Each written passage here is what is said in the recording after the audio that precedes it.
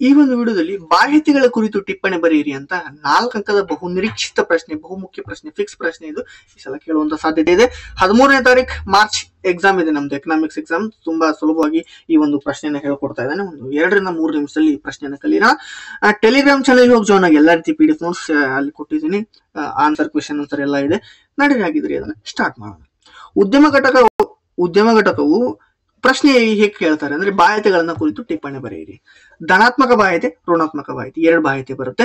ಬಾಹ್ಯತೆ ಅಂದ್ರೆ ಏನು ಅಂತ ನೋಡುದಾದ್ರೆ, ಒಂದು ಉದ್ಯಮ ಘಟಕ ಇನ್ನೊಂದು ಉದ್ಯಮ ಘಟಕಕ್ಕೆ ಒಬ್ಬ ವ್ಯಕ್ತಿ ಅಥವಾ ಇನ್ನೊಬ್ಬ ವ್ಯಕ್ತಿಗೆ ಮಾಡುವ ಪ್ರಯೋಜನ ಅಥವಾ ಹಾನಿಗೆ ಬಾಹ್ಯತೆ ಅಂತ ಕರಿತೀವಿ. ಸಿಂಪಲ್ ಇದೆ. ಒಂದು ಉದ್ಯಮ ಘಟಕ ಅಥವಾ ಒಬ್ಬ ವ್ಯಕ್ತಿ, ಒಂದು ಉದ್ಯಮ ಘಟಕ ಇನ್ನೊಂದು ಉದ್ಯಮ ಘಟಕಕ್ಕೆ, ಒಬ್ಬ ವ್ಯಕ್ತಿ ಇನ್ನೊಬ್ಬ ವ್ಯಕ್ತಿಗೆ ಮಾಡುವ ಪ್ರಯೋಜನ ಅಥವಾ ಹಾನಿಗೆ ಬಾಹ್ಯತೆಗಳಂತ ಕರಿತೀವಿ. 2 ಬಾಹ್ಯತೆ ಬರುತ್ತೆ, ಒಂದು ಧನಾತ್ಮಕ ಬಾಹ್ಯತೆ, ಒಂದು ಋಣಾತ್ಮಕ ಬಾಹ್ಯತೆ. ನಡ್ರಿ ಈಗ ಧನಾತ್ಮಕ ಬಾಹ್ಯತೆ ಅಂದ್ರೆ ಒಂದು ಉದ್ಯಮ ಘಟಕ ಇನ್ನೊಂದು ಉದ್ಯಮ ಘಟಕಕ್ಕೆ, ಒಬ್ಬ ವ್ಯಕ್ತಿ ಇನ್ನೊಬ್ಬ ವ್ಯಕ್ತಿಗೆ ಮಾಡುವ ಪ್ರಯೋಜನ, ಅದಕ್ಕೆ ಧನಾತ್ಮಕ ಬಾಹ್ಯತೆ ಅಂತ ಕರಿತೀವಿ. ಒಂದು ಉದಾಹರಣೆ ಮೂಲಕ ನೋಡೋದಾದ್ರೆ, ಒಂದು ಪ್ರದೇಶದಲ್ಲಿ ಒಂದು ರಾಸಾಯನಿಕ ಕೈಗಾರಿಕೆಯನ್ನು ಸ್ಥಾಪನೆ ಮಾಡಿದಾಗ ಅಲ್ಲಿನ ಜನರಿಗೆ ಉದ್ಯೋಗಾವಕಾಶ ದೊರೆಯುತ್ತದೆ.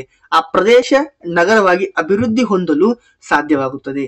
ಇದರ ಜೊತೆಗೆ ಈ ಕೈಗಾರಿಕೆಯಿಂದ ಆ ಪ್ರದೇಶದಲ್ಲಿ ಮೂಲಭೂತ ಸೌಕರ್ಯಗಳ ಪ್ರಮಾಣ ಅಧಿಕ ಆಗುತ್ತೆ. ಇದರ ಜೊತೆಗೆ ಕೈಗಾರಿಕೆಯಿಂದ ಹಲವಾರು ಜನರ ಜೀವನ ಮಟ್ಟ ಉತ್ತಮಗೊಳ್ಳುವುದರ ಜೊತೆಗೆ ದೇಶದ ರಾಷ್ಟ್ರೀಯ ವರಮಾನ ಹೆಚ್ಚಿಗೆ ಆಗುತ್ತೆ. ವರಮಾನಕ್ಕೂ ಸಹ ಕೊಡುಗೆ ಸಲ್ಲಿಸುತ್ತದೆ. ಯಾವುದು? ಧನಾತ್ಮಕ ಬಾಹ್ಯತೆ. ಋಣಾತ್ಮಕ ಬಾಹ್ಯತೆ, ಋಣಾತ್ಮಕ ಅಂದ್ರೆ ಗೊತ್ತಾಗಬೇಕು ನಮಗೇನು, ಹಾನಿ ಅಥವಾ ತೊಂದರೆ.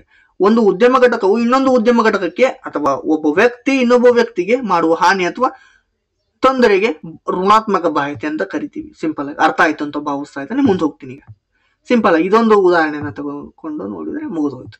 ಸಿಂಪಲ್ ಆಗಿ ಋಣಾತ್ಮಕ ಬಾಹ್ಯತೆಗಳು ಜನರ ಕಲ್ಯಾಣವನ್ನ ಕಡಿಮೆ ಮಾಡುತ್ತದೆ. ಗೊತ್ತಾಯ್ತು. ಈಗ ಒಂದು ಉದಾಹರಣೆಯನ್ನ ನೋಡೋಣ.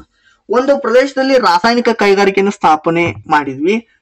ಸಕಾರಾತ್ಮಕ ಅನುಕೂಲಗಳು ಉಂಟಾದರೂ ಸಹ ಹಲವಾರು ನಕಾರಾತ್ಮಕ ಪರಿಣಾಮಗಳು ಸಮಾಜದ ಮೇಲೆ ಉಂಟು ಮಾಡುತ್ತವೆ. ಯಾವ್ಯಾವು? ಅವುಗಳೆಂದರೆ, ಈ ರೀತಿ ರಾಸಾಯನಿಕ ಕೈಗಾರಿಕೆಗಳಿಂದ ಹೊರಸೂಸುವ ವಿಷ ಪೂರಿತ ಹೊಗೆಯಿಂದ ಜನರ ಆರೋಗ್ಯದ ಮೇಲೆ ದುಷ್ಪರಿಣಾಮ ಉಂಟಾಗುತ್ತದೆ. ಇದರ ಜೊತೆಗೆ ಈ ರಾಸಾಯನಿಕ ಕೈಗಾರಿಕೆಯಿಂದ ಹೊರಬಿಡುವ ರಾಸಾಯನಿಕ ತ್ಯಾಜ್ಯಗಳು ಸುತ್ತಮುತ್ತಲಿನ ಕೆರೆ ಕೊಳ್ಳಗಳಿಗೆ ಸೇರುವುದರಿಂದ ಜಲಮಾಲಿನ್ಯ ಉಂಟಾಗಿ ಮೀನು ಅಥವಾ ಮೀನುಗಳಂತೆ ಬದುಕುವ ಇತರ ಜೀವರಾಶಿಗಳನ್ನ ಸಹ ಕೊಲ್ಲುತ್ತದೆ.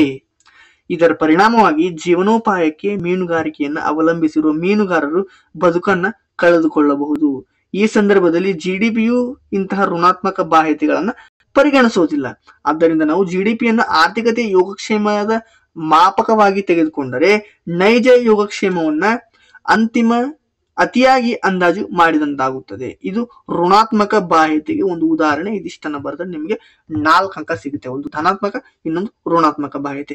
ಇಷ್ಟನ್ನ ಈ ಒಂದು ವಿಡಿಯೋದಲ್ಲಿ ಕಲ್ತ್ವಿ. ತುಂಬಾ ಸಿಂಪಲ್ ಆಗಿದೆ. ಈ ಒಂದು PDF ಅನ್ನ ಟೆಲಿಗ್ರಾಮ್ ಚಾನಲ್ ಅಲ್ಲಿ ಹಾಕಿದ್ದೇನೆ, ಹೋಗಿ ಡೌನ್ಲೋಡ್ ಮಾಡ್ಕೊಳ್ಳಿ. ಲಿಟ್ರಲಿ ಓದಿ ಎಕ್ಸಾಮ್ಗೆ ಈ ಒಂದು ಪ್ರಶ್ನೆ ಬರುವಂತ ಸಾಧ್ಯತೆ ಇದೆ. Thank you.